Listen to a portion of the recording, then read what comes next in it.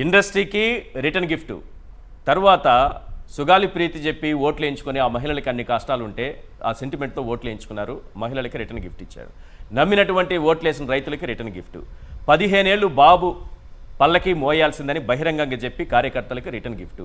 అలాగే పార్టీ ఎమ్మెల్యేలకు కూడా రిటర్న్ గిఫ్ట్ ఇస్తున్నారు పవన్ కళ్యాణ్ గారు. ఆయన ఏం మాట్లాడారనేది బొలిశెట్టి శ్రీనివాస్ గారు ఏమన్నారు, పవన్ కళ్యాణ్ గారు ఏమన్నారనేది ఒక్కసారి చూస్తే, సొంత పార్టీ నాయకుల్ని కూడా పోండిరా పోండి, నా పార్టీలో ఎవరూ ఉండాల్సిన పని లేదని చెప్తున్నారంటే దీన్ని ఎలా అర్థం చేసుకోవాలి? ఒక రాజకీయ నాయకుడు, ఆయన సినిమా హీరో మాత్రమే కాదు, పొలిటీషియన్ కూడా, డిప్యూటీ సీఎం కూడా, ఒక పార్టీకి అధినేత కూడా సొంత పార్టీ నాయకులని ఏ రకంగా మాట్లాడుతున్నారో ఒకసారి అది ప్లే చేయండి ప్లీజ్.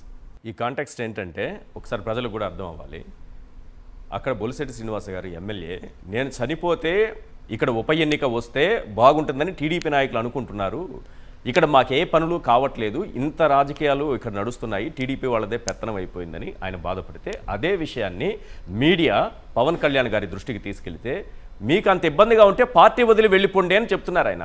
నేను మాత్రం నా రూట్ ఏంటో నేను తెలుసుకున్నాను, నేను అక్కడే ఉంటానని చెప్తున్నాను.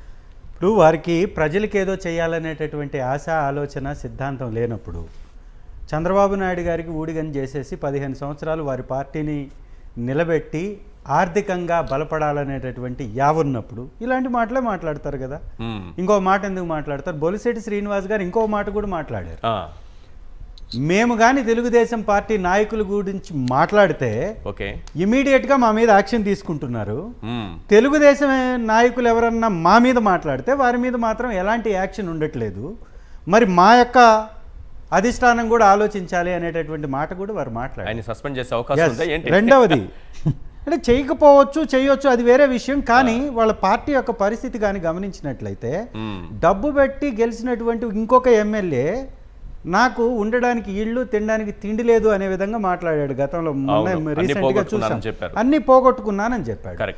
ఒకరేమో ఆ 5 కోట్ల డబ్బులు ఇస్తానని ఆ శ్రీకాళహస్తిలో తెలుగుదేశం ఇన్ఛార్జు మమ్మల్ని మభ్యపెట్టి మోసం చేసి మా యొక్క గుట్టును రట్టు చేసి మమ్మల్ని ఇబ్బంది పెట్టడం వల్ల హత్య జరిగిందని ఒకరు చెప్తున్నారు, ఒకరు దొంగ బంగారం అమ్ముకుంటున్నారు, ఒకరు అమ్మాయిల్ని డబ్బుల కోసం మోసం చేస్తున్నారు. అంటే మీ పార్టీని ఈ 10 సంవత్సరాల నుంచి నడిపినటువంటి నాయకులందరూ ఆర్థికంగా అధోగతి పాలవుతున్నారు అనేది స్పష్టంగా కనపడుతుందా లేదా?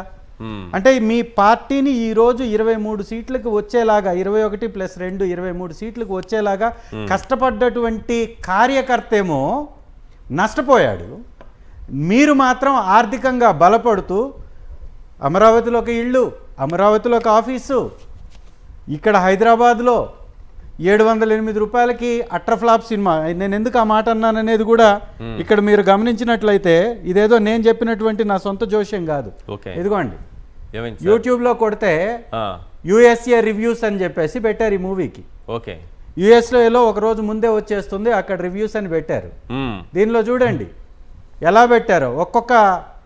ఒక్కొక్క channel, ATV Telugu, Ravi Telugu, Telugu news, ఇట్లా డిఎస్ఆర్ టీవీ, వీటన్నిటిలో సినిమా పెట్టారో చెప్పండి సార్. సినిమా ఎత్తిపోయిందని పెట్టారు. అంటే ప్రజల్ని ఎలా మోసం చేస్తున్నారంటే, ఇది కానీ ఒక్క షో పడ్డదంటే దీని భాగవతం బయటకు వచ్చేస్తుంది. ఈ షో పడక ముందే సినిమా టికెట్లన్నీ అమ్మేసేయాలి, 700కో 600కో వాళ్ళు ఇష్టం వచ్చినటువంటి రేటుకి అమ్మేసుకోవాలి, ప్రజల జేబులకి చిల్లులు పెట్టాలి. ఆ తర్వాత ఎవడు ఏం చేయలేడు కదా, టికెట్ కొన్న తర్వాత చూసినా చూడకపోయినా డబ్బు అయితే తిరిగి రాదు కదా. కాబట్టి దీనిలో కూడా ఒక స్కామ్ నడుపుతున్నారనేది మాత్రం చాలా స్పష్టమైనటువంటి విధంగా మనకు కనపడుతుంది. నేను ఇందాక చెప్పినటువంటి అంశాన్ని మరొకసారి గుర్తు చేస్తాను. అదే జాగర్లమూడి క్రిష్ గారు తీసినటువంటి శాతకర్ణి మూవీ బడ్జెట్ దాదాపు 30 కోట్లే. 30 కోట్లలో ఇంతకంటే క్వాలిటీ మూవీ వచ్చింది. అంటే నువ్వు తీసిన సినిమా క్వాలిటీ ఎంత, నువ్వు పెట్టినటువంటి రేట్ ఎంత, ఎవడిచ్చాడు నీకు ఈ అధికారం అని స్పష్టంగా ప్రజలు సూటిగా ప్రశ్నిస్తున్నారు. దానికి సమాధానం వారు చెప్పాలి పవన్ కళ్యాణ్ గారు. రెండవది, ఈరోజు రాష్ట్ర ప్రజలతో పాటు జనసేన పార్టీ నాయకులు కూడా తీవ్రమైనటువంటి అసంతృప్తిలో ఉన్నారు. తెలుగుదేశం పార్టీకి సపోర్ట్ చేయాలి అంటే తెలుగుదేశం పార్టీలో చేరితే సరిపోతుంది కదా. లక్షల మందిని రోడ్ల మీదకి తీసుకొచ్చి, వేల మందిని నాయకులుగా ప్రకటించి, వారితోటి కోట్ల రూపాయల డబ్బులు కుమ్మరింపించి ఒక కొత్త జెండాని పెట్టి ఇంకొక జెండా కింద కాడి మోసే పరిస్థితికి తీసుకొచ్చి వారిని రోడ్ల మీద పడవేయడం ఎంతవరకు సమంజసమని సూటిగా నేను ప్రశ్నిస్తున్నాను. ఈ రాష్ట్రంలో అనేక పార్టీలు ఉన్నాయి, ఎస్. ఈ రోజు వరకు 10 సంవత్సరాల్లో ఇన్ని పార్టీలతో పొత్తు పెట్టుకున్నటువంటి ఏ పార్టీ అన్న ఉందా? ఇన్ని పార్టీలతో పొత్తు పెట్టుకున్నటువంటి పార్టీ బీఎస్పీ తోటి పొత్తు, కామ్రేడ్స్ తోటి పొత్తు, అవును. తెలుగుదేశం తోటి పొత్తు, బీజేపీ తోటి పొత్తు. ఇవాళ మళ్ళీ మీరే చెప్పారు కాంగ్రెస్ పార్టీకి సంబంధించినటువంటి మంత్రి గారితో సన్నిహితంగా ఉన్నారని. అంటే ఎటు పోతున్నారు, ఏం చేస్తున్నారు, ఏ సిద్ధాంతంతో ముందుకు వెళ్తున్నారు?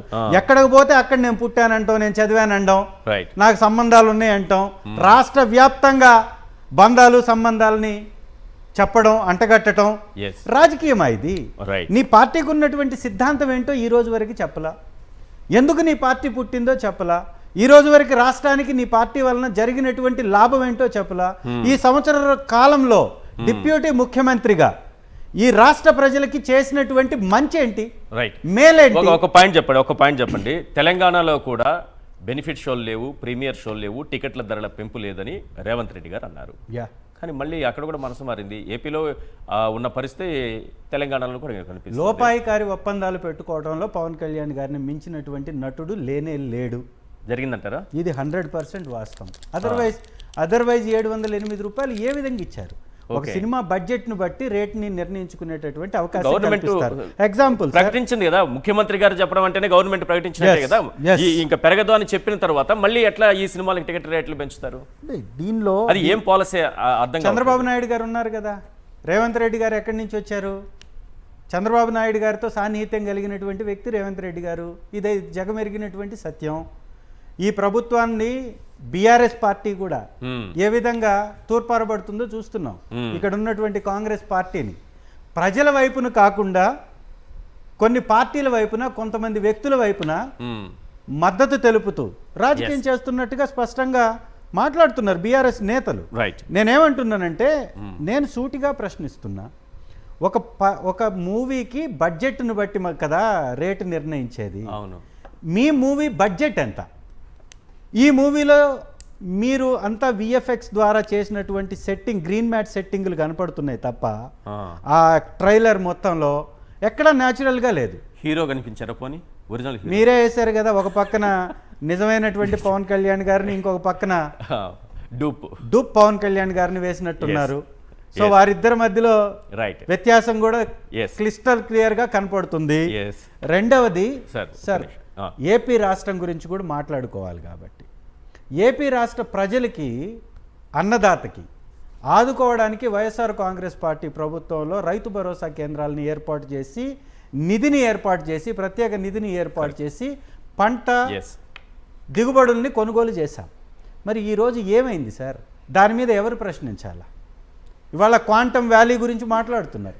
క్వాంటమ్ వ్యాలీ అనేది 2003లో నేషనల్ క్వాంటమ్ మిషన్ అని ఇదే బీజేపీ ప్రభుత్వం తీసుకుంది. 6300 కోట్లు 8 సంవత్సరాలు కాలం పెట్టి దీన్ని తీసుకున్నారు. మళ్ళీ ఇక్కడ ఏపీ రాష్ట్రంలో 10,000 కెనడాలో 10,000 కోట్లు వెచ్చించిన ఈ రోజు వరకు 20 సంవత్సరాల నుంచి క్వాంటమ్ వ్యాలీ అనేది ఇప్పటికీ కూడా ఒరిజినాలిటీలోకి రాలేదు. దాని గురించి మాట్లాడాల్సిన అవసరం ఉంది. అది కూడా మరి వీళ్ళు క్వాంటమ్ వ్యాలీ గురించి మాట్లాడతారు, రైతులు పండించే పంటల గురించి మాట్లాడరు.